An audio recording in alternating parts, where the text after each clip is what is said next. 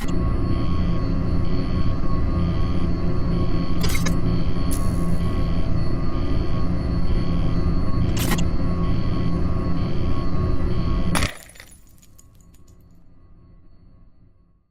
friends, thank you for taking time out of your day to spend a little with me. You are greatly appreciated. This week we are discussing a case that has gone unsolved for more than 50 years. I want to give Morgan a huge thank you for suggesting this topic. Today we are discussing Little Miss Panasofkee, also known as case number A-1071. Little Miss Panasofkee was the nickname given to a Jane Doe by the Sumter County Police since to this day she remains unidentified. I ask you all to join me as we remember Little Miss Panasofkee. On February 19, 1971, two hitchhikers from Illinois were hiking along I-75 in Florida heading north from Tampa. They had plans to make it to New Orleans in time for the Mardi Gras celebrations. However, while moving along Lake Panasofkee, one of the hitchhikers noticed what appeared to be a hand near the roots of a tree. Upon further examination, the pair discovered a partially submerged body and quickly flagged down a state trooper for help. What emerged from the lake was the badly decomposed body of a female wrapped in a blanket similar to a house rug. She was found wearing a solid green shirt, a white and green floral pattern poncho or shawl, green plaid pants, and nylon underwear. She was also adorned with several gold pieces of jewelry, including a ring on her left hand with a clear stone, a small gold necklace, and a gold watch made by a company called Baylor. It appeared her cause of death was due to strangulation by a men's size 36 belt found still tied around her neck. She also had no forms of identification. An autopsy was performed on the remains by Dr. William Schutz. Firstly, the Jane Doe was said to have been between 17 to 24 years old, but was most likely in her 20s. She had very prominent cheekbones and a strong nose. It was determined she weighed approximately 115 pounds and was around 5'2". They determined her cause of death was due to strangulation, which happened elsewhere, with her body being dumped off the bridge and left in the lake. And lastly, she had been deceased for 3 to 4 weeks. Police attempted to lift her fingerprints, but her body was too badly decomposed. Investigators were baffled because no real motive appeared to be present. The woman was found clothed, and she still had all of her jewelry. Police attempted to find anyone who knew the young woman by putting out notices and following up on any missing persons reports in the area, but nothing came of it. For 6 months, no one came forward to claim the remains, so she was laid to rest in Oak Grove Cemetery in Wildwood, Florida, under a metal marker which only read Jane Doe 1971. The case would go untouched for another decade until a new sheriff was elected. Sheriff Jamie Adams was appointed and quickly took an interest in the case. He felt it a shame that this young girl, who seemed to have had a family, was left unfound. So he filed to the courts to have Little Miss Panasofkee's body exhumed in February of 1986 and re-examined for any additional information that may have been missed. One of the nation's foremost forensic anthropologists at the time, Dr. William Maples, was brought in to examine the body. During this period, Dr. Maples uncovered several important pieces of information. It was determined that the victim had received orthopedic surgery on her right ankle between 1967 and 1970. For this surgery, a technique known as the Watson-Jones was performed in order to correct some sort of instability. The surgeon drilled 2 small holes into the ankle bone, then stretched the tendon through these 2 holes. She suffered from 2 fractured ribs on her right side. Investigators theorized this may have been due to her attacker kneeling on top of her. They also determined she had given birth at least 1 time. It was revealed Little Miss Panasofkee had also received extensive dental work and may have been of Native American descent based on testing. Investigators believe that since the woman had a child and wore a ring, she may have been married. Betty Pat Gatliff, a medical illustrator and consultant for the Oklahoma State Bureau of Investigation, agreed to help provide an identity to Little Miss Panasofkee. She created forensic drawings based on the dimensions of the skull, and from this plotted a clay model to the same scale, creating a bust of what Little Miss Panasofkee may have looked like prior to her death. Sheriff Adams also brought in Linda Gallinier, a renowned forensic artist. Linda was asked to create 2 age regression drawings, one of Little Miss Panasofkee at 6 years old and one of her at 12 years old. This technique hadn't been utilized by law enforcement previously. With this new information and now several stages of what the woman could have looked like throughout life, Adams mailed out more than 3,000 flyers to law enforcement agencies throughout the country and even to Canada. He also sent them to hospitals and the local communities, hoping that someone somewhere knew her. They followed up on a handful of leads, but unfortunately, none of them actually panned out. Sheriff Adams went as far as to hire a private investigator to look into the woman's death alongside the police.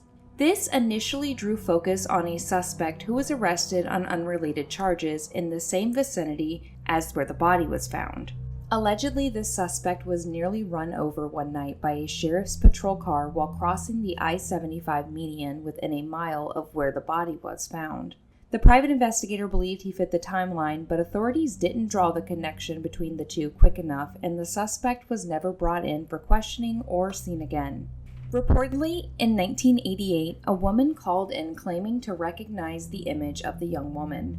The caller claimed the drawing resembled a runaway who went by the name Carol. Carol didn't provide much information about herself, including the state she was from. Carol was known to hang around Clearwater Beach, Florida, which was located south of Lake Panasofkee. The caller explained Carol had an ankle injury from one of her runaway attempts and was allegedly pregnant at one time. She chose to run away due to her parents forcing her to give up her child. The caller last saw Carol in the fall of 1970 when she left with 3 unknown men from Tampa. But this is where the lead dried up. It was unknown if Little Miss Panasofkee was actually Carol or not, since there was no concrete proof to correlate the two. Then in 1993, the chief of Sumter County Police suggested a potential link between Little Miss Panasofkee and the serial killer Paul J. Knowles. Knowles was active in Florida at the time and was even on parole in 1971. His modus operandi consisted of strangling women with inordinate objects. Knowles was known as the Casanova Killer. He was convicted of 18 murders across 7 states, though law enforcement speculated there were many more. Majority of his victims were female, but few were male who were shot rather than strangled. He was ultimately killed by a police officer on December 19, 1974, after he attempted to take his firearm. However, again, there is no concrete evidence to connect Knowles to Little Miss Panasofkee either. Her case sat cold for many years with no information being produced, but law enforcement were not giving up on Little Miss Panasofkee. In 2012, her body was exhumed a second time, but her remains and the collected evidence were examined by 2 members of the University of South Florida, Dr. Aaron Kimmerly, assistant professor of anthropology, and Dr. George Kamenov, a geological scientist. Together, they extracted new information on just who Little Miss Panasofkee may have been. Further testing performed showed that Little Miss Panasofkee was more likely of European descent rather than Native American like previously thought. It was also found that she may not have been in the United States for long. Carbon isotopes in her hair showed a shift between a grain-based diet more commonly in Europe at the tips of her hair and a corn-based American diet at the roots of her hair. They theorized from this shift that Little Miss Panasofkee may have arrived in America 10 months before her death. Dr. Kimmerly discovered her bones possessed Harris lines, also known as growth arrest lines, which indicated she suffered from either an illness or malnutrition which briefly stunted her growth during childhood. She also displayed signs of periostitis in her lower right leg, which may have caused her pain, resulting in a possible limp. Dr. Kamenov focused in on Little Miss Panasofkee's dental work, specifically the lead isotopes in her fillings. He explained that depending upon the amount of lead can determine a possible location. This method is based on the way the elements from the environments leave traces in the human body, and it can be useful when discerning if someone was born in Europe or the United States. In Europe, the teeth carry a distinctive lead signal since the countries at the time used leaded gasoline, whereas the United States did not.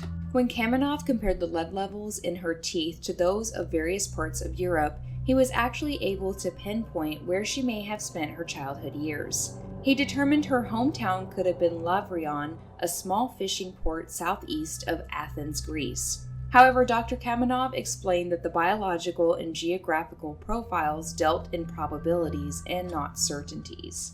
For example, he stated the lead isotopes in her teeth were open to interpretation, because if the victim grew up in a home painted with leaded paint from Europe, her teeth would gather the same signal.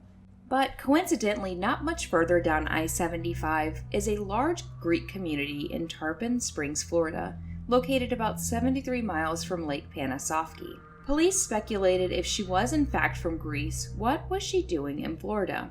Upon venturing further into this lead, it was discovered that weeks prior to her estimated time of death, specifically on January 6th, the Greek culture celebrates the holiday of Epiphany. Epiphany, also known as Three Kings Day, is a Christian feast day that celebrates the manifestation of Jesus Christ to the world. The annual celebration in Tarpon Springs attracts thousands for Epiphany, so the theory didn't seem too far-fetched. However, the dean of St. Nicholas Greek Orthodox Church, Father Michael Irikarino, felt that if the girl was from Greece, it seemed unlikely she would travel all this way, since Greece had their own very large Epiphany celebrations. The Tarpon Springs police also searched their records for missing persons or any crimes that might connect to the young woman, but came up empty. The sheriff created another round of pamphlets and mailed them to the businesses and residents in Tarpon Springs, but they were no close to identifying Little Miss Panasofkee. Shortly after the new information was made public about the young woman possibly descending from Greece, her case was featured on a Greek crime show, which resulted in another tip. A woman called in to report that she recognized the young woman in the facial reconstructions. Her name was Konstantina. The caller explained that Konstantina was born and raised in Greece, and she had a brother who served in the Navy. Konstantina and the caller allegedly went to preparatory school together in a suburb of Athens. This school taught young girls home economic skills before sending them out of the country for 2 years on an assignment. The program was sponsored by the International Organization for Migration, and as previously mentioned, upon completion of the program, the girls would be sent to either Australia or the United States. In 1970, Konstantina and her friend passed their courses and were sent to separate assignments. This placed her arriving into America at the same time forensic testing indicated the victim did. Konstantina and one other classmate were sent to the United States, and the caller explained she lost touch with Konstantina after this. No one heard from her or had any idea of her whereabouts after her departure. In fact, no one has heard from the other classmate either. The caller also explained she wasn't aware if Konstantina was married or had any children. She also sent in pictures of her and her classmates not only to confirm her story, but to show the very similar likeness between Konstantina and Little Miss Panasofkee. Authorities have been unable to confirm the Konstantina lead because they have not located any of her relatives to compare DNA samples to, but have not ruled out the possibility. During a follow-up on the case, the crime show noted that during the 1970s in downtown Athens, there was a jewelry store near the preparatory school where the girls attended that sold Baylor watches, the same brand found on Miss Panasofkee's body. Little Miss Panasofkee's case has not gone unnoticed and hopefully will continue to stay in the public eye. In addition to the crime show, her case was also featured in 1992 on Unsolved Mysteries with Robert Stack. For 51 years, Little Miss Panasofkee has gone unidentified, and the authorities hope someone out there can bring this young woman home. If you or anyone you know has any information regarding the case or identity of Little Miss Panasofkee, please contact the Sumter County Sheriff's Office. I'll put information up on the screen and also in the description of this video. Thank you again, Morgan, for suggesting this case. Jane and John Doe cases are so important to push to the forefront, especially when they've gone this long without being solved. As always, please leave your thoughts down below in the comments and we can chat about it. If you found this to be informative, consider giving the video a thumbs up to let YouTube know you want more. And lastly, if you're not subscribed yet, you should, because we would love to have you under the ash tree. I want to say thank you to all of you who reached out and checked on me after the root canal. Everything went great.